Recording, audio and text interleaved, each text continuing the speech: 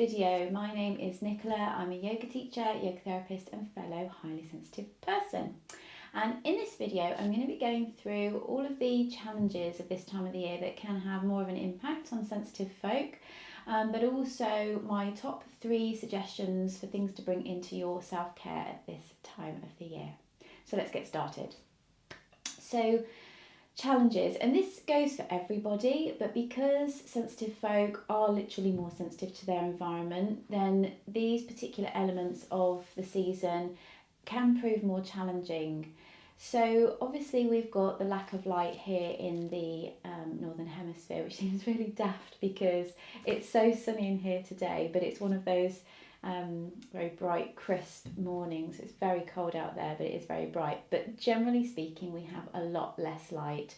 The sun is still a lot later in the day to rise and setting early as well. So we've got that lack of light, which of course can sort of interfere with our circadian rhythm. So our sleep-wake cycle, we can be feeling more tired, have lack of energy. It can be lowering our mood somewhat as well. So we might be feeling those January blues and just feeling generally fatigued.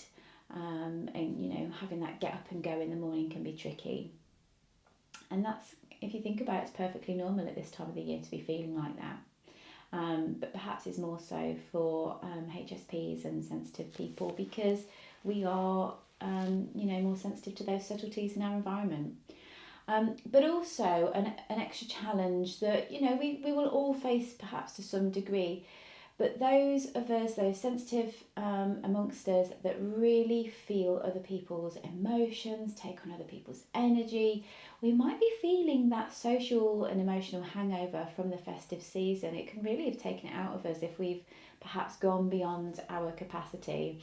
And so you might, in addition to just generally feeling fatigued because of the time of year and the fact that it's dark and, it's cold and all of that, the fatigue might be from over giving to other people. It might be that compassion fatigue, or it might be just you're all peopled out.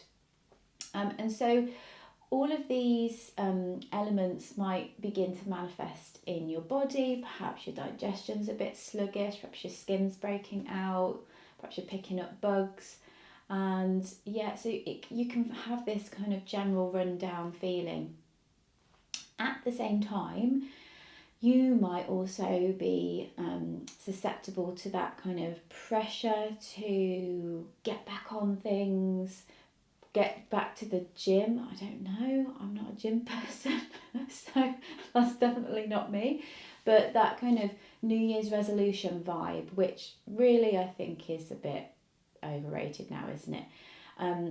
It's not to say there isn't that energy of quiet optimism or the murmurs of newness coming through, because there is in January, but I'm certainly not one to just think, let's get back on it.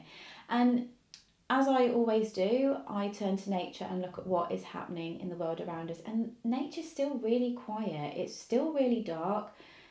Again, it's not to say there's nothing happening under the ground or within the trunk of the tree or within the bulbs. Things are happening, but it's really slow and it's really quiet and there's nothing to see yet. And I think that that's inspiration for us really on how to approach our self-care. So, top 3 suggestions for January. There's going to be more than this, but these are my top 3. They're the 3 things that I will be doing in January to just look after myself and consider what I need. So, number 1, just like nature, lots of time for quiet, reflection and acceptance. These 3 qualities are really what I want to bring into my self-care when I'm practicing my personal yoga practice, my meditation practice, but also when I'm just out in the world, when I'm pottering around the kitchen making dinner, I want to bring in those qualities of quiet, time to reflect, and time to really practice that acceptance of things as they are rather than feeling that pressure to change and bringing change too soon. So you might start your day with being quiet with a hot cup of tea. You might have a pause at lunchtime just to go and lie down. I love a good lie down. Just to lie down, get yourself a cushion, lie down on the floor, cover your eyes or shut your eyes for just 10 minutes just to be quiet. On a beautiful, crisp, sunny day like today, I really like to get outside and just, I don't know if it makes sense for me to say to listen to the quiet, because sometimes quiet can be quite loud. If that makes sense to you, pop it in the comments, because I know what I mean. It's that kind of when quietness surrounds you, and I know it can be difficult to find quiet, especially if you live in a busy city or town, but there'll be pockets, places where you can go just to be as close to quiet as possible. And what happens in that quiet is that it gives you that space for reflection. Maybe that is the time, if it feels right for you, to go, oh, what was last year like? What do I want to bring with me into this year? And what do I not? What do I want to change? Without the need to change anything or bring in or have any, forward action, just to sit with it and go, okay, I'm gonna consider that. That might be something I want to bring in. And then also this quiet time can bring in that practice of just accepting things as they are, being content with things as they are, considering the changes you might want to bring in, but just still sitting with things as they are.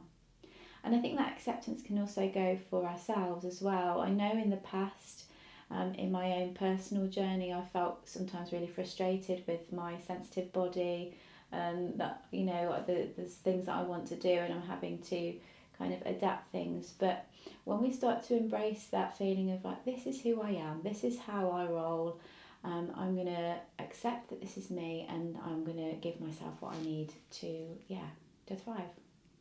Okay, number 2 is to stretch your body. So this is a fairly straightforward one, but there's a reason behind this, because at this time of the year things can feel a bit stagnant. And especially if you've been holding on to things, maybe been holding on to emotions over a difficult Christmas period, if you've had to interact with perhaps difficult family members. So you might have been holding on. And of course, I mentioned in the last seasonal video about the cold weather, we kind of hunch up a little bit and things can get stagnant. I talked about our digestion being a little bit sluggish. So allowing your movement practice, whatever it is you do, whether you swim, whether you go to the gym, take extra time to stretch and breathe and just create space in your body, particularly around the spine, the front of the body and the legs. Have a good stretch. And if that all sounds like very technical and I haven't got a proper routine, don't worry about it. Just get out of bed in the morning, if you can, in those dark mornings. And before you kind of get going or you head to the kettle to pop on the tea or the coffee or whatever it is, just pause, get your feet on the ground and have a good stretch. Think like a cat. Cats and dogs know how to stretch. It doesn't matter if it looks weird, if it feels good, then you're doing the right thing. And similarly, take time to have a good stretch before you get into bed in the evening. So that's a really simple way just to bring in a stretching routine. And third and final big suggestion for this time of the year is to just do less. Do less. Don't expect too much of yourself. Look at the calendar. Take away at least half of it, or take away the things that are unnecessary. Try not to over busy, because we're asking a lot of ourselves at this time of the year. We have got less light, we've got less energy.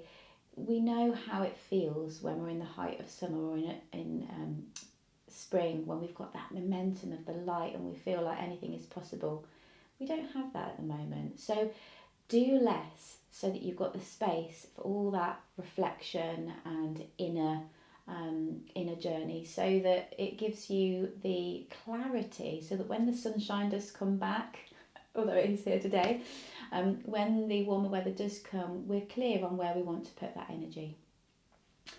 Okay, they are my top tips for seasonal self-care at this time of the year in January. What are you doing? Let me know in the comments. There's a multitude of other things I could talk about, but I thought I'd keep it short and sweet with those 3 things. What will you be doing in your self-care routine? If you are interested in having more structure to your stretch and to your stretching routine, or wanting to practice some yoga that would work for you at this time of the year, then see my next video, which will be a yoga practice for this time of the year. And of course, if you like this video, click the like below, consider subscribing to my channel, and maybe share this with anyone who perhaps needs a little bit of advice for how to approach their self-care at this time of the year. Okay, take care for now, and I'll see you on the next video.